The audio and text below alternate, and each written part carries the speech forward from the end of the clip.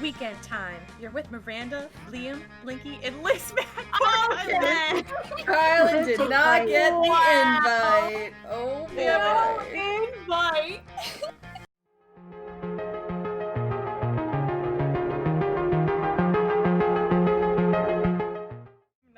Hey. Oh, have fun, guys. Damien and Scott are late. How surprising. Hey guys. We brought a friend. Damn it, I want to do his voice. You can. We brought a friend. We hope it's okay, Liam. She's totally cool and into board games. Her name is Olga. You do realize that we can see that it's just a huge owlbear poorly disguised as a high schooler, right? Rude. Yeah, Liam, you don't see us accusing you of being a huge owlbear poorly disguised as a high schooler. Scott is technically right. We haven't done that. Therefore, I feel inclined to trust him. Whatever. Can we play some games? Heck yeah. And before you even try, no, Miranda, we are not playing your version of Risk, where you start a huge underwater empire that didn't sound funny, and it turned out to be completely unfunny, and I'm flustered by it still. What about? No, not werewolf either. We won't play that until you learn that you're the werewolf only when you get the werewolf card, and not just always. Right. We should totally play. Not Cards Against Monsterkind, Damien. It requires no strategic skill aside from making vulgar jokes. We get it. You like it because it's totally wrong. Today we're enjoying a refined and complex Euro game. And you know, it's actually a Euro game because we spend more time learning the rules than actually playing. It's called Chess 2. It includes deception, dice, deck building, an auction system, dozens of figurines, and hexagonal tile placement. Oh my god. 3 hours of learning the rules, and an extra hour for proper setup. You start playing. But it isn't long before Olga starts wreaking havoc and destroying everything. This is not nice. Okay, brace yourselves. Olga might actually be a wild owlbear disguised as a high schooler. We thought it would be cool to sneak a wild owlbear at a game night because of, reasons. Sorry, we thought it would be super nice and inclusive for our owlbears. My apartment, my beautiful and minimalistically decorated apartment is being destroyed. Also, is she somehow winning? She is. You need to save game night. But how will you subdue a wild owlbear? The only logical way seems to be by beating her at Chess 2, but she's kind of super good at it. It will take 2 proficient tabletop gamers to beat the owlbear. You know you kick ass, but which of your friends is also amazing at tabletop games? All of you. Pick us. Oh god, okay. Blinky Alright, is the rank your best. friend. He plays Russian Dictionary once a month, and if he is still alive, that can only mean he always wins. Liz Mac is a legend among board game players. She is one of the 3 survivors of the Monopoly game night of 1998, which escalated from a technicality on a dice roll to one of our saddest national tragedies, with victims in the 2 digits. Alright, I'm gonna roll. Liz, do you want to be evens again? I do. It's evens. It's me! You join forces with Liz Mac, and together you become a force to be reckoned with. You roll a d6, I just did, and get an 11. No, that's 2. Oh, what? I thought that was weird. I see what you did, Kylan! Kylan. The second! Stop confusing me with memories. You draw a card that double all your points if your opponent is very specifically more than 25% owl. You get 3 trivia answers right, even though there weren't any trivia questions. Impressive. Also, the owlbear seems way calmer now. Yeah, Ola might be a wild owlbear, but she's not a sore loser. I loved the part where you got a bingo and then caught the duck to trade half your resources for a get out of jail free card. Such finesse. And you know what? I was the werewolf all along. Maybe the real werewolves. That's another game, Scott. For what it's worth, Scott, you fooled me. Aw. But the real winners here are Gothy and Lizmac, because they showed off some very sexy board game skills. And also because they actually won. Huzzah!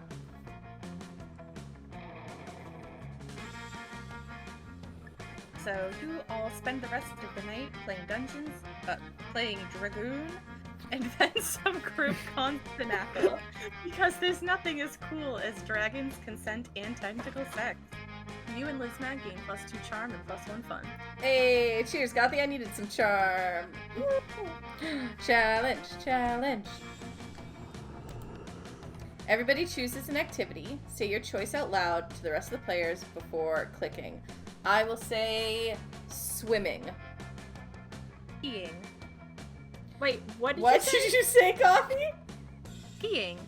Okay, It 'cause sounded like peeing. your mic clipped out and we thought you said I peeing. picked peeing. I picked peeing. That one's mine. Karaoke. The truth! The truth! Alright. Player orders decided based on how fast and aggressively you would be kicked off an airplane for doing this activity during takeoff. Do I win? I would just like to say, if it's Kylan doing the karaoke, mine might have a better chance.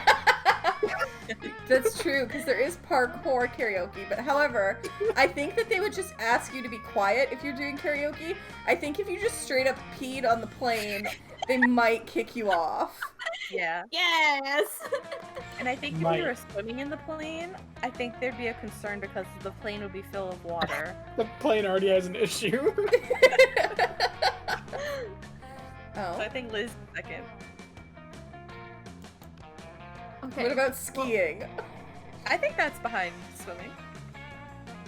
So, rip to karaoke, but skiing's different. I mean, yeah. I mean, it's weird because can you ski? You know? On a I plane? won by breaking the pee truce. Oh god. And you're even the yellow character. Oh my god. Alright, where you going, BB? That is a good question because I was thinking about trying to bump up my creativity, but I cannot do that because The shop is there. Kitty has set up shops. Oh. Let's see.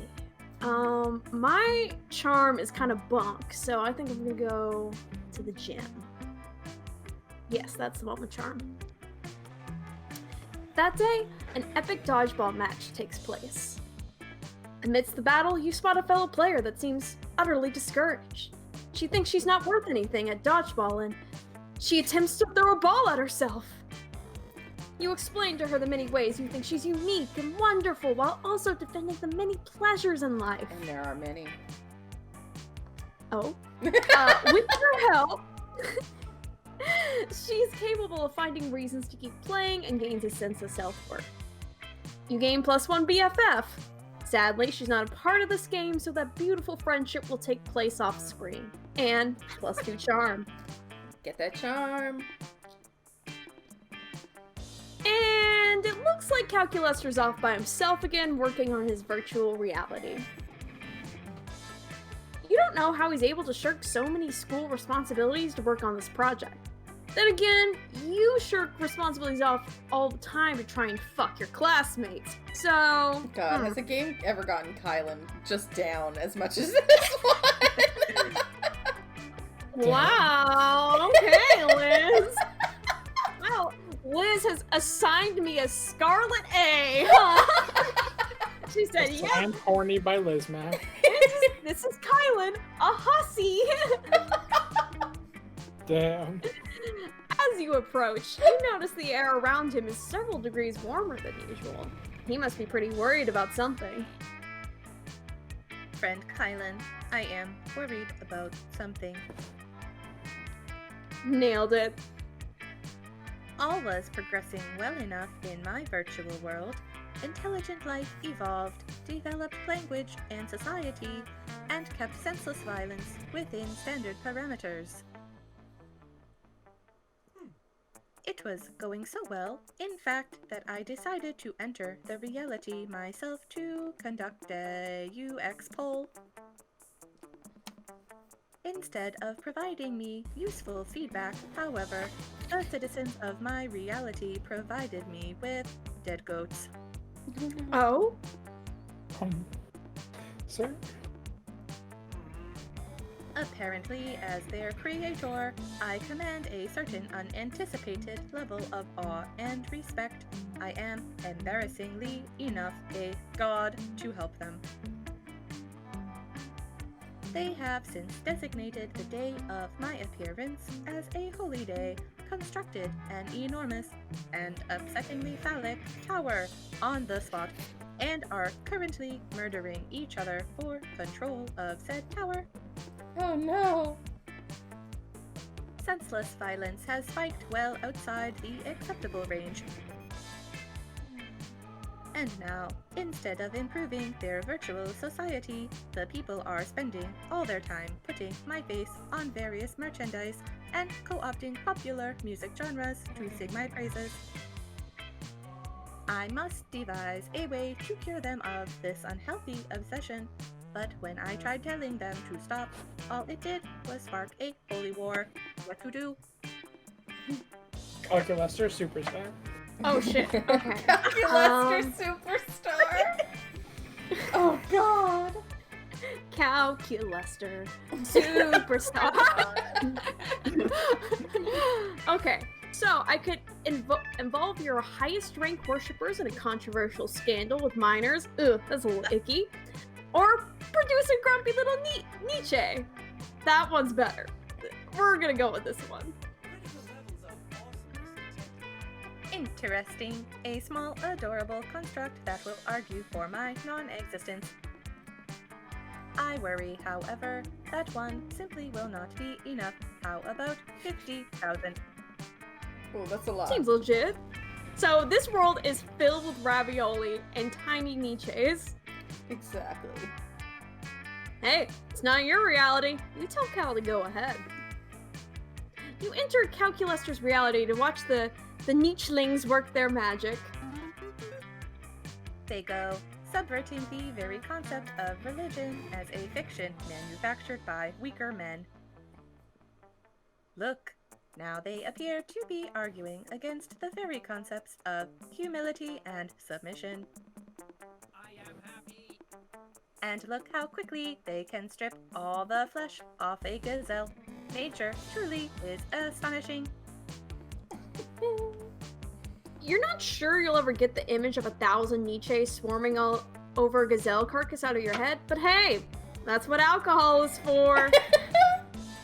For helping Cal fake his own death, you gain +2 creativity and +1 boldness. Oh. It's me. Okay. We're doing good. Okay. Do not go to the auditorium. It has the shop. Thank you, Kylan, Or- for looking out for me. Or do it so no one's expecting it. Gotta remain chaotic. Hell yeah! You know what? We're gonna go to the party treat. I was thinking of the shop. Oh, hell yeah. That day during recess, you start a half-hour rave that goes full crazy. You're talking to Juan, the magical Latino cat, small magical Latino cat, and he tells you that you won't ever be as fun as Bob the scary clown. Listen here, listen here, you little shit. You accept the challenge. You go straight to Bob, stab him several times, open up his bleeding chest, and eat some of his guts in order to consume his fun. Really? Do you think that's how this works? Well, it is! You gain +2 fun from poor Bob. Rip to Bob. But I'm funny. Suddenly, you hear the elegant, gurgling sound of water trumpets. Miranda's about to issue a royal decree. I'll do this one. Okay. I, Princess Miranda Vanderbilt, grant you permission to speak casually with me for a short period. You're welcome. Fuck yeah. You're awesome at speaking casually. Let's do this. Now that we're speaking casually, I really wanted to tell you about the event of the season. No, not prom. I mean the event of the season for poor people. I mean the Royal Winter Surf Party mandatory celebration festivity of surfly service. That's a mouthful. My serfs and I are total BFFs, so I've decided to throw them all a party to celebrate their lifelong mandatory service to the Royal Vanderbilts. And since I love my serfs so much, this party must be the absolute best. I'll spare no expense. So I'll have my serfs build an underwater grand hall for the celebration. It should only take about 12 days of non-stop backbreaking labor. Plus, we'll need decorations for the party, so all serfs get dressed up and tie themselves to the walls. So cute. And we don't want any of my serfs missing the party if their family members get sick, so we'll have to issue a decree. Serfs are no longer allowed to have families. I am the most generous princess of all time. But of course, I don't want you to think I'm spoiling them. So, I'll need your mind control classes just to make sure we don't have any serfs insisting that they value their families or anything dumb like that. You hand over your mind control class tape to Miranda. She's so good at controlling you, it's terrifying to think about what she'll do with actual mind control powers. But who cares? You stand this watery bay. I'm just so excited. I feel like singing! Suddenly, an adorable little eel pops out of Miranda's purse. Wait, what voice? Yes, that's a great idea, Princess Miranda. Let's sing. Miranda starts belting, and the eel starts singing back up. Wow, this eel has shockingly great harmony. Marching band, baby. Oh god. I gotta think of a theme. Oh wait, I know one. The seaweed is always greener in a democratic state, but my loyal serfs all love my exceedingly high tax rates. Under my rule, Surflings know better. They'll serve me forever. Now go eat your gruel! Yes! Thank Amazing. you, thank you. What a charming little tune. Who knew that monarchy could sound so fun? Miranda bows while you clap enthusiastically. Wow, Princess Miranda, you're amazing. You have the prettiest singing voice in the whole wide world. I know, right? My execution serfs made sure that no one in the whole country was a better singer. Now, let me introduce my song serf, Mr. Feel the Eel. Pleasure to meet you. I'm the luckiest eel ever because I get to help Princess Miranda plan the winter surf party. That's right. Of course. I need my serfs to do most of the preparations for the party, as I'll be entirely consumed by the planning process. The burden of leadership falls upon royalty, after all. For example, I'm going to do the difficult mental work of deciding that there will be drinks at the party. Now that I've done the first half of the work, I'll leave you two to decide what kind of drinks and how we'll get them and who's going to pay for them and all the rest of the planning. You're so smart. Princess Miranda. We'll take it from here. Yay! I'll leave this to you two because I need to go recline in a velvet. Is it Chase? Chase? Chussy? No, not the velvet Chussie. All right, edit in the Chussy video. Oh God. It's the whole video. Or just drop a link to Nefarious' VOD. Okay. I need to go recline in a velvet Chussy and gaze out the window longingly. Ooh, wee, what an amazing opportunity. I just went Morty there. Ooh, wee, I'm so excited. I'm so excited. Ooh, wee, Chissy. For the death of the princess. Ah, murder eel. I Oh, love nice. Feel the eel. Wait, what? What do you have? No. No, comrade. Leave. No need to act. No need to act. Continue the. Wait, what? Oh, this is a typo. Oh, I was like, am I reading this wrong? No need to continue the charade, comrade. The tyrant is out of earshot. I don't know if y'all have y'all sound bites on, but I do. he has some of the funniest voice bites. Like he'll be like, for the glory, the revolution. It's so great. The Vanderbilt serfs have united together in hatred, and after our years of pain and toil, we shall finally send the princess straight to the depths of her watery hell. Let your loathing boil to the surface as we plan her demise. This foolish party she has planned will be the setting of our assassination. And what? Oh God, that voice is scary. And while I care not for what drink fills the punch bowl, be sure not to partake. I will add in a massive dose of poison to the beverage, ensuring that all the princess's guards will be deceased by the time the party is through. The revolution is here. I take my leave, comrade. May you dream of the end of tyranny, the end of monarchy, the end of Princess Miranda. Bwahaha. Just as Mr. Feel the eel is swimming away. Wait, how is he swimming? You're not under. What? Didn't anyone tell this eel the laws of physics? Miranda returns. I'm back! Whoa! That gazing was so exhausting.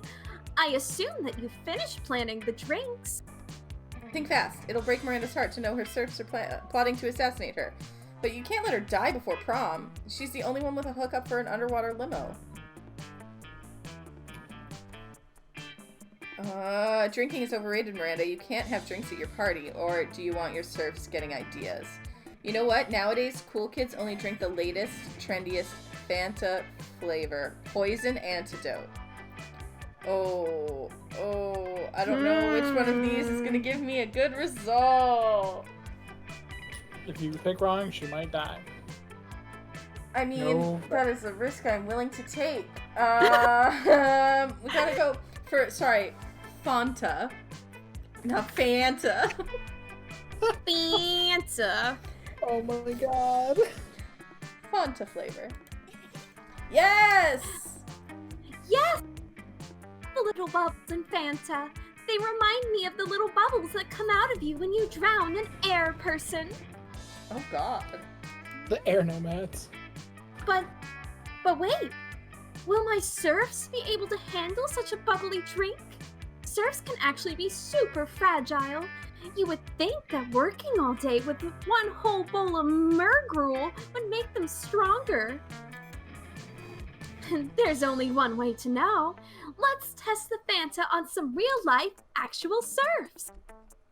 Miranda rounds up 3 of her human test serfs, and you administer a dose of poison antidote-flavored Fanta to all of them. The serfs love the flavor, and the Fanta counteracts some of the poison that the Vanderbilts placed in their water supply to keep the population docile. OMG! My serfs look better than ever! We'll definitely serve this at the winter surf party. And bonus, I'm pretty sure this counts as providing adequate health care. # best monarch ever. Miranda is overjoyed, and you're able to get coverage under the new Mer Kingdom healthcare plan. You gain +2 fun and +1 money. Hey, I got money again! I And am so excited because this is one of my favorite events.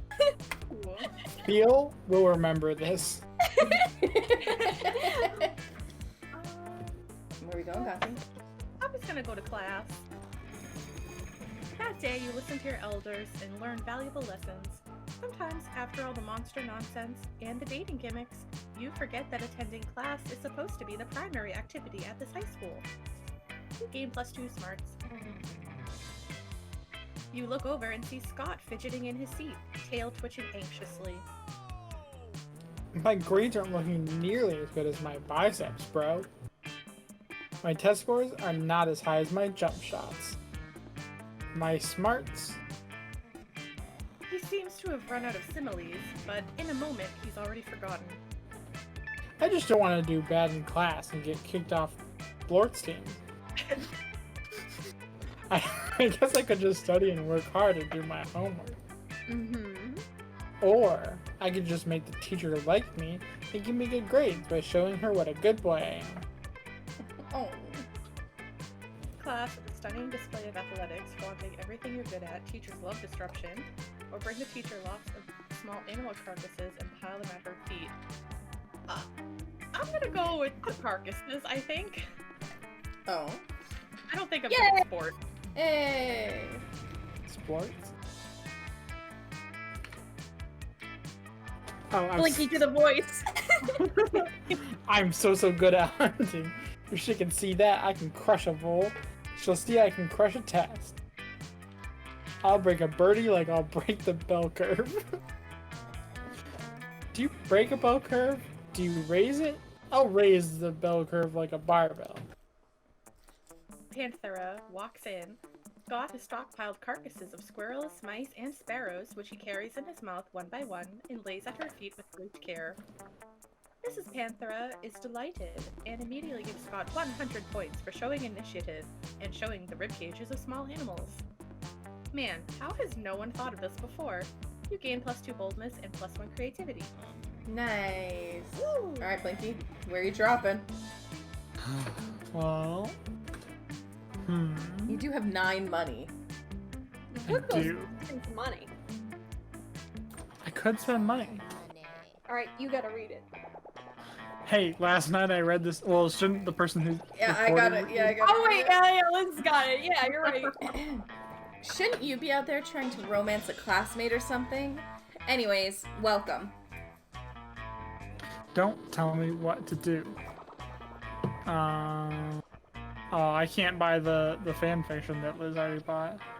But there's cocaine in its regular flavor.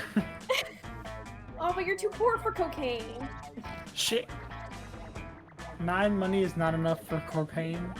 Whack. It's 10. Oh no! Tattoos are sold out. Whack.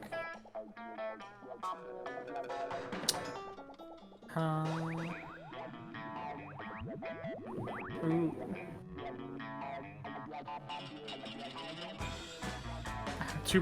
I'm too poor for this. No. Listen, you have 9 money. Whack. But not 10. Not 10 though.